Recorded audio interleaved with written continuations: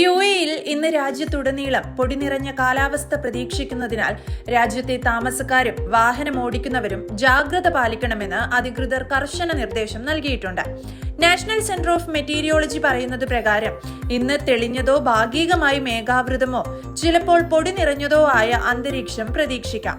അതുപോലെ താപനിലയിൽ ഇന്ന് കുറവുണ്ടായേക്കാം. ഞായറാഴ്ച വരെ ഈ കാലാവസ്ഥ തുടരാനാണ് സാധ്യത. നാളെ മുതൽ താപനിലയിൽ ഗണ്യമായ വർധനവുണ്ടാകാനും സാധ്യതയുണ്ട്.